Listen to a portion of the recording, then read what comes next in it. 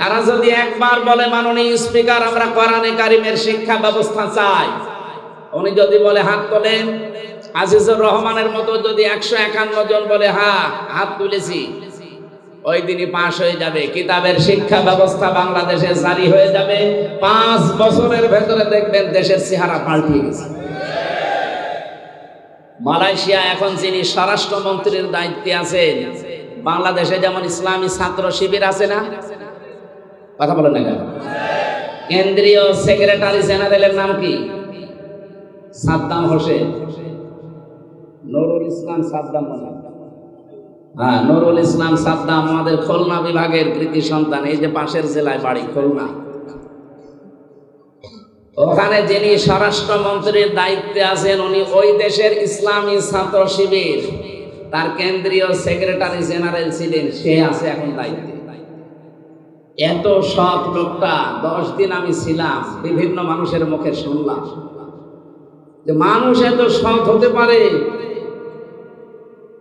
আমরাও চাই ইসলামী ছাত্র শিবির শুধু মালয়েশিয়া না, ইসলামী ছাত্র শিবির শুধু তুরস্ক না, এটা যদি বাংলাদেশের যারা আছে এরাও এই কেন্দ্রীয় সেক্রেটারি সভাপতি, এই মানুষগুলো যদি দায়িত্ব এই দেশে পায়, আর এরকম মানুষ যদি 151 জন তৈরি হয়, শিক্ষা ব্যবস্থায় আপনি এই কোরআন দেখবেন 100 মার্কের তৈরি হয়ে গেছে।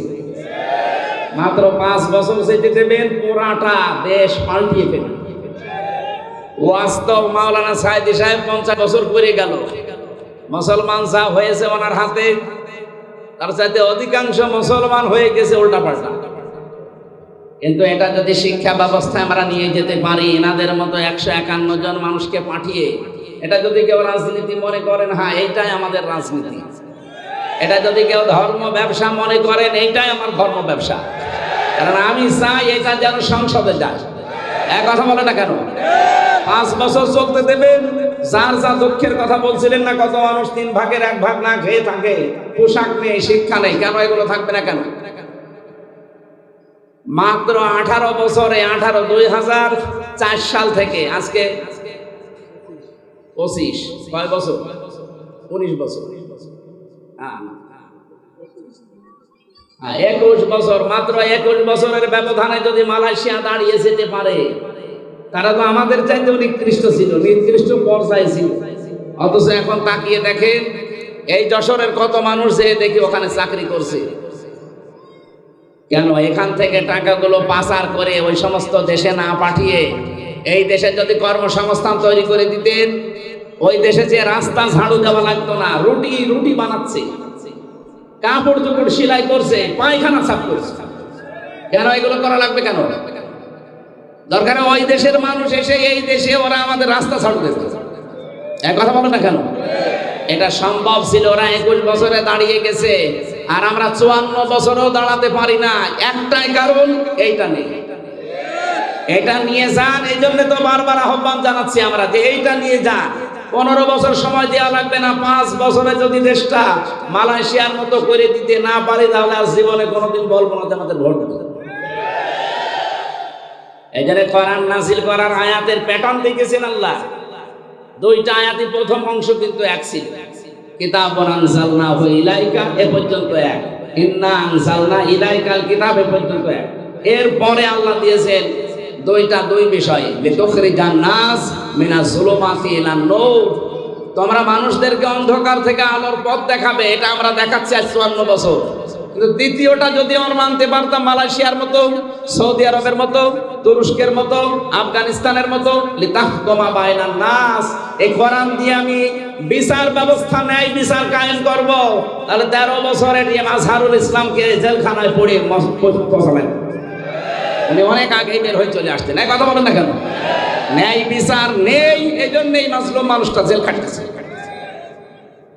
বিচারপতি পালিয়েছে, মামলার বাদী পালিয়েছে, এমনকি সরকারও পালিয়েছে।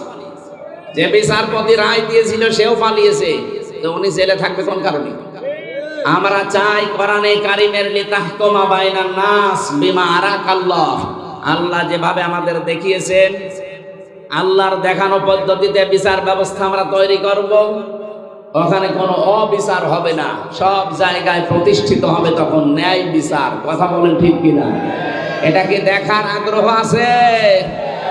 শুধু সামিয়ানার নিচে সব জায়গায় যেন আগ্রহ থাকে যে আমরা দেখতে চাই বিচার ব্যবস্থায় কোর্টের।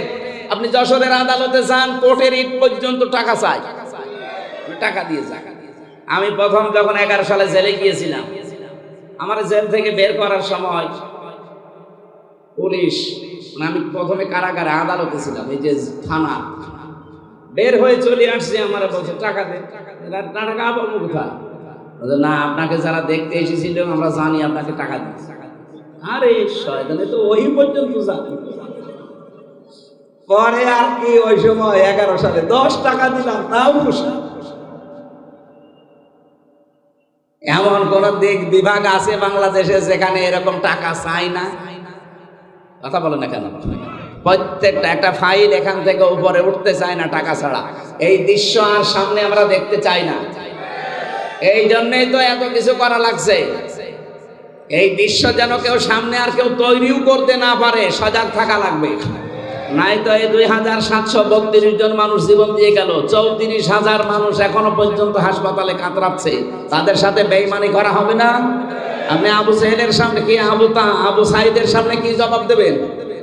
মুগ্ধর সামনে কি জবাব দেবেন? যদি আবার চাঁদাবাজি শুরু হয়, আবার যদি হাট দখল শুরু হয়, তো কি জবাব দেবেন আপনি? জবাব যেন দিতে পারেন, সেই জন্য আমরা এমন পরিবেশ তৈরি করতে চাই আগামীতে কিয়ামত পর্যন্ত দেশে যেন কেউ ঘাট দখল করতে না পারে। কত মানুষ নীরবে কাঁদতেছে যে আমি 600 টাকা উপায় করে 300 টাকা চাঁদা দেওয়া লাগে। একটা কথা হইল,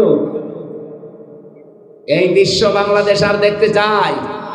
তাহলে কি করা লাগবে? শুধু মানুষকে কোরআন দিয়ে ডেকে আলোর দিকে নিয়ে আসবো না। আমরা এই কিতাবের শিক্ষা, এই কিতাবের বিচার, এই কিতাবের অর্থনীতি সবগুলো প্রতিষ্ঠিত করে এই জমিনে দেখাতে চাই বিমা আরাকাল্লাহ, আল্লাহ যেভাবে আমাদেরকে দেখিয়েছেন। ওয়ালা তাকুল্লিল খায়িনিনা খাসিমা, হে নবী আপনি খিয়ানতকারী যারা তাদের পক্ষ নিয়ে বিতর্ক করবেন না। আজ বাংলাদেশে প্রমাণ হয়ে গেছে এই 54 বছরে কারা জাতির সাথে নিজেদের সাথে খিয়ানত করেছে। এক কথা বলেন না কেন? যারা খেয়ানত করেছে আমরা তাদেরকে চিনি না? এই খেয়ানতকারীদের পক্ষ নিয়ে তারা ঝগড়া করেন আমাদের সাথে। আপনার বিবেক আছে? এই জন্য আমরা চাচ্ছি আল্লাহ যেভাবে আমাদের দেখিয়েছেন এটা আমরা বিচার ব্যবস্থায় ন্যায় বিচার কায়েম করার জন্য নিয়ে যাব গরু ছাগলের ভেতরে। কার ভেতরে? বাইনান নাস, মানুষের ভেতরে। আল্লাহ আমাদেরকে যেন কোরআনের দ্বারা এটার তৌফিক দান করেন, আমিন।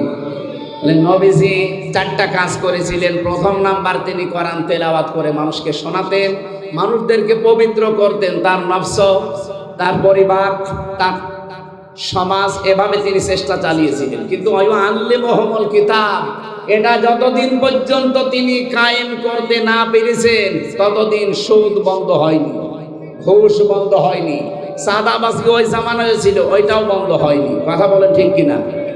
এই জন্য আমাদের উচিত হবে, যারা আজ বলেন আমরা নবীওয়ালা কাজ করি না, আপনার নবীওয়ালা কাজ হচ্ছে না।